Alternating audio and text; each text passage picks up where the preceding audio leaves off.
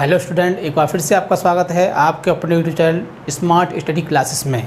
हाँ, तो हमारी इंग्लिश क्लास चल रही थी जिसमें हमारी बुक चल रही थी आपकी प्रोज। कौन चल रही थी? English pros. और इंग्लिश प्रोज में हमारा तीसरा चैप्टर चल रहा था होम कमिंग, जिसके राइटर हैं आपके R.N. टैगोर। बहुत ही अच्छा चैप्टर है, बहुत ही अच्छी कहानी है, जिसमें फ़तेह नाम के एक 14 साल के लड़के के बारे में बताया गया था। हमने आपको इसकी पूरी समरी बताई थी। इसके बाद इसका जो अबाउट द ऑथर और समरी के बाद फिर इसका जो एक्सप्लेनेशन आता है उसे बताया। उसके बाद शॉर्ट क्वेश्चन आते हैं, इम्पोर्टेंट, बहुत ही इजी लैंग्वेज में समझाए। अब इसका जो अगला क्वेश्चन है वोकैबुलरी बेस्ड क्वेश्चन, वो स्टार्ट होने वाला है। इसमें क्या होता है कि एक आपका वाक्य दिया होता है और उसके बीच में एक खाली जगह होती है, एक ब्लैंक होता है, और आपको ऑप्शन में 4 पॉइंट दिए होते हैं, 4 शब्द दिए होते हैं 4, और उनमें से आपको एक शब्द को चूज़ करके उसमें फिल करना होता है। तो ये होता है वोकैबुलरी बेस्ड क्वेश्चंस। वोकैबुलरी के आधार पर क्वेश्चन आते हैं, ये 4 मार्क्स के आते हैं और 4 ही आते हैं, जिसमें आपको 1 फिल करना होता है, ज़्यादा कुछ नहीं। सबसे अच्छी बात इसकी क्या होती है कि ये बुक बेस पर ही आते हैं, मतलब जो भी क्वेश्चन आएगा वो बुक में से ही आएगा, आउट ऑफ कोर्स नहीं आएगा। ऐसे नहीं कि अलग से बना के दे दिया जाए। जो भी क्वेश्चन आएगा इसका वोकैबुलरी का, वो बुक बेस पर ही आता है। इसीलिए हम बुक बेस पर ही इम्पोर्टेंट क्वेश्चन लिखते हैं। तो समय न वेस्ट करते हुए चलते हैं अपने क्वेश्चन की ओर।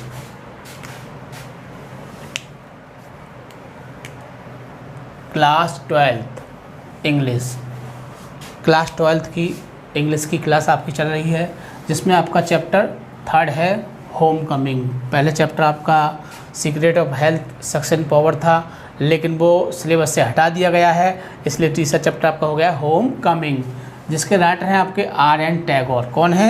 R.N. टैगोर, जिनको फुल फॉर्म में कह सकते हैं रविंद्रनाथ टैगोर। ठीक है, आपको याद होना चाहिए चैप्टर का नाम और राइटर का नाम, ये बहुत ही ज़रूरी होता है। वोकैबुलरी बेस्ड क्वेश्चन, वोकैबुलरी के आधार पर क्वेश्चन आता है, और ये आपका प्रोज बुक से आता है। किससे आता है? प्रोज से। इसमें क्या होता है, हमने आपको भी बताया कि एक सेंटेंस दिया होता है और उसके बीच में क्या होता है, एक ब्लैंक होता है, और उस ब्लैंक में ये 4 वर्ड आपको दिए होंगे और इनमें से एक को फिल करना होता है। अब बात आती है कि इस क्वेश्चन को किया कैसे जाए, कैसे किया जाए। तो इसको करने के 2 तरीके होते हैं। वो 2 तरीके कौन से होते हैं? पहला तरीका होता है कि हम इस क्वेश्चन को बहुत अच्छी तरह से पढ़ें और इसके भाव को समझें। भाव को समझने के बाद फिर इसमें से एक शब्द को हम जो भाव के बेस पर सही होगा उसमें से इसको चूज़ करके इसमें भर सकते हैं। दूसरा तरीका क्या होता है कि इसको आप बहुत अच्छी तरह से पढ़िए और इसका जो सही आंसर होता है उसको आप याद कर लीजिए। यदि आपको इसकी हिंदी नहीं आती है करनी तो आपको बहुत दिक्कत होगी, इसीलिए आप इसको, जैसे कि एक तरीका होता है करने का कि एंड के बाद मेड आएगा।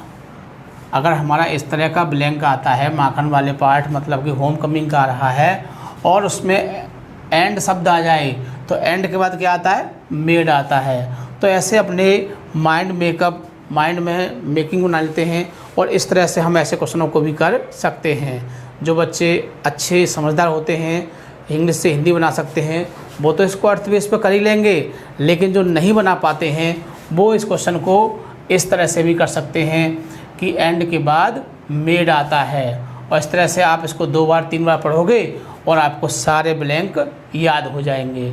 तो दोनों तरीके हमने आपको बता दिए हैं, आप किसी भी तरह से तैयार कर सकते हो। अब हम आपको दोनों तरह से ही इसको समझाएंगे। तो चलते हैं फर्स्ट पर। पहला है, टोटल हमने इसमें 9 दिए हैं और 9 में से ही आपको एक 100% मिल जाएगा। ठीक है, तो आप इन 9 को बहुत अच्छी तरह से लर्न करोगे। तो फर्स्ट पे आपका माखन हियर्ड, माखन ने सुना, द ऑर्डर आदेश, एंड इट और इसे। अब क्या किया? इसे मेड, इसको बनाया। क्या किया? बनाया। A point of view honour of stick on, कैसा? इसे सम्माननीय बनाया। तो क्या किया? इसको मेड। तो क्या आएगा इसमें? MADE made. और दूसरी तरह से कैसे करोगे कि एंड के बाद मेड आता है, ऐसे ऑर्डर एंड मेड। एक आपका फ्रेश जैसा बन गया। Order, the order and made, इस तरह से भी आप इसको याद कर सकते हो। सेकंड पर है देखिए फतिक टर्न, फतिक मुड़ा या चेंज हुआ या बदलाव हुआ। हिज आइज़, मतलब फतिक ने अपनी आँखों को मोड़ा। अबाउट द रूम, कमरे की ओर। एज इफ़, जैसे। अब ब्लैंक आ गया, सम वन टू कम, कोई आया है। तो हमने इसको पढ़ा कि फतिक ने अपनी आँखों को कमरे की ओर घुमाया जैसे कि आशा करते हुए कोई आया है, आशा करते हुए। तो आशा की स्पेलिंग होती है एक्सपेक्टिंग, क्या होती है? एक्सपेक्टिंग होती है आशा की। तो आप इस तरह से इसको फाइंड कर सकते हो। लेकिन जब आपको हिंदी नहीं आती करनी तो क्या करोगे? कम आती है मतलब, तो कैसे करोगे? एज इफ़ के बाद एक्सपेक्टिंग आएगा या संबंध से पहले एक्सेप्टिंग आएगा। तो इस तरह से भी आप इसको याद कर सकते हो। तो Phatik turn his eyes about the room as if expecting someone to come. तो इस तरह से आप इसको फिल कर सकते हो। इस तरह से आपके फर्स्ट और सेकंड हुए क्लियर। अब आता है आपका तीसरा, बहुत इम्पोर्टेंट है। विशंबर्स सिस्टर, विशंबर की बहन। हैड, हर हस्बैंड, अपने पति को। विशंबर की बहन हर हस्बैंड, अपने पति को। व्हाइल, जबकि ही वाज इन मुंबई, वो मुंबई में थी। अब क्या हुआ था? लॉस्ट, खो दिया था। फाउंड, प्राप्त कर लिया था। मीट, मिल गई थी। मैरिड, शादी की थी। नहीं, क्या हुआ था? खो दिया था। उन्होंने अपने हस्बैंड को खो दिया था। कहाँ पर?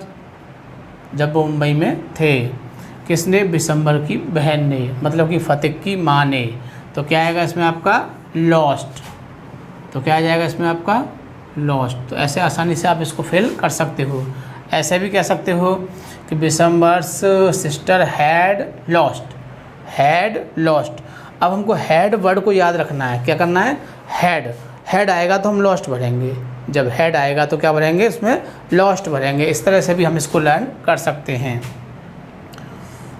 इट इज़ ईजी, बहुत ही आसान है। It is easy to shortcomings of early childhood, जो बचपन का जो समय होता है उसमें, तो इसके लिए क्या होता है? उसमें बहुत ही आसान होता है। क्या होता है आसान? प्राप्त करना, क्षमा मांगना, फॉलो, अनुसरण करना, आनंद लेना। तो क्षमा मांगना बड़ा ही आसान होता है। कब? जब हम छोटे होते हैं, बचपन में क्या होता है? क्षमा मांगना बड़ा आसान होता है। बहुत ही आसानी से क्षमा मांग लेते हैं और सामने वाला भी क्षमा कर देता है। तो इस तरह से क्या आएगा इसमें? एक्सक्यूज़। तो आप इसमें एक्सक्यूज़ फिल कर दोगे। ऐसे भी कह सकते हो it is easy to excuse, ठीक है ना। नेक्स्ट देखिए 5 पर है there was no more, there was no more, कोई भी लड़का नहीं था। नो मोर, अब इसमें से ब्लैंक आ गया आपका। बॉय, अब कैसा बॉय? इंटेलिजेंट लड़का, बैकवर्ड लड़का, क्वाइट लड़का, ओबीडेंट। तो बुद्धिमान, पिछड़ा हुआ, शांत, आज्ञाकारी। तो backward boy in the whole school then Phatik, Phatik की अपेक्षा कोई भी लड़का कैसा नहीं था? पिछड़ा हुआ नहीं था। तो क्या आएगा इसमें? बैकवर्ड आएगा। तो इसको आसानी से फिल कर सकते हो। वैसे भी कह सकते हो कि मोर के बाद बैकवर्ड आएगा। अगला है आपका 6। 5 आपके कंप्लीट हो चुके हैं, अब 6 आता है। 6 वाला भी सेम ऐसे ही है, उसी बेस पर करोगे। जैसे कि ही, अब ही हमारा सब्जेक्ट आ गया। अब ये वर्ब दे रखी है हमारे लिए। तो ही ब्लैंक द ग्लोरियस मेडो, शानदार जो घास का मैदान था। वेयर, जहाँ पर। ही यूज टू फ्लाई, हम उड़ाया करते थे। ऑल डे लॉन्ग, क्या? पतंग। जहाँ पर हम जो अच्छे घास के मैदान थे हम पतंग उड़ाया करते थे उनको हम क्या करते हैं, फॉरगेट भूल गए हैं, रिकॉल्ड फिर से दोहराते हैं, रिमेंबर याद करते हैं, क्लीन्ड साफ करते हैं। तो उन चीज़ों को हम याद करते हैं। हम जब भी खाली बैठे होते हैं या अपने फ्रेंड के साथ होते हैं तो पुरानी बातों को याद करते हैं। क्या करते हैं, रिमेंबर्ड करते हैं। तो क्या आ जाएगा इसमें आपका, रिमेंबर्ड। तो आप आसानी से फिल कर लोगे। ही रिमेंबर्ड द ग्लोरियस मेडो। हम जो घास के शानदार मैदान हैं, अच्छे मैदान हैं, उनको हम रिमेंबर याद करते हैं जहाँ पर हम पूरे दिन पतंग उड़ाया करते थे। अगला है 7 पर, eight the end of the day. दिन का समय जब ख़त्म हुआ, जब दिन समाप्त हो गया, कहने का मतलब कि रात हो गई। जब दिन समाप्त हो जाएगा तो क्या होगा, रात हो गई। जब रात हो गई, ए पुलिस वैन, एक पुलिस की जो गाड़ी थी, अब क्या हुआ, अब यहाँ ब्लैंक आ गया। The police van at the door, दरवाजे पर, बिफोर द हाउस, घर से पहले रुकी। दिन जब ख़त्म हो गया, मतलब कि शाम को या रात को कह सकते हो, दरवाजे से थोड़ी आगे एक वैन रुकी, पुलिस वैन रुकी। तो पुलिस वैन क्या हुई, रुकी, रुकी, आई, आगे बढ़ी, चली गई। क्या हुआ था, पुलिस वैन स्टॉप्ड हुई थी, रुकी थी। तो क्या आएगा इसमें आपका, स्टॉप्ड, रुकी थी। वो कौन सी बात उस समय का वर्णन है इसमें कि जब फतेह घर से भाग जाता है और उसको पुलिस वहाँ से लेके आती है, तो उस समय बताया कि वो स्टॉप होती है, वो गाड़ी वहाँ पर रुकती है पुलिस की। और ऐसे भी कह सकते हैं, ए पुलिस वैन स्टॉप्ड, हम आसानी से भी याद कर सकते हैं। अगला है 8th, द नेक्स्ट डे, अगले दिन, फतेह बिकेम, फतेह हो गया था, फॉर ए शॉर्ट टाइम, कुछ समय के लिए, क्या हो गया था, लॉस्ट, खो गया था, सिक, बीमार हो गया था, इंटेलिजेंट हो गया था, कॉन्शियस या अचेत हो गया था। तो इसमें क्या आएगा आपका, कॉन्शियस हो गया था वो। ठीक है, तो इसको आप ऐसे भी कर, बिकेम कॉन्शियस, बिकेम कॉन्शियस, ऐसे भी इसको आप फिल कर सकते हो। तो ये आपके 8th हुए कंप्लीट। अब आपका लास्ट रह गया है 9वां, बहुत इम्पोर्टेंट है, हो सकता है कि आपको 2021 में देखने को मिले, इसीलिए आप इसको बहुत ही अच्छी तरह से लर्न करोगे। द डॉक्टर सैड, डॉक्टर ने कहा, इन ए ट्रबल बॉयज़, एक टूटी फूटी आवाज़ में कहा, that the boys condition was very, लड़के की जो दशा है वो बहुत ज़्यादा कैसी है, क्रिटिकल है, नाजुक है, अच्छी है, इनोसेंट है, मायूस, स्टेबल, स्थिर है। तो कैसी है, क्रिटिकल, बहुत ज़्यादा बेकार, बहुत ज़्यादा नाजुक थी। तो क्या आएगा इसमें, क्रिटिकल। और इसको हम वैसे भी कह सकते हैं, कंडीशन वाज वेरी क्रिटिकल, ऐसे भी याद कर सकते हैं। 2 बार हम इसको इस तरह से पढ़ेंगे तो हम आसानी से याद कर सकते हैं। तो ये थे आपके 9 वोकैबुलरी बेस्ड क्वेश्चन। आप इनको बहुत ही अच्छी तरह से याद करोगे।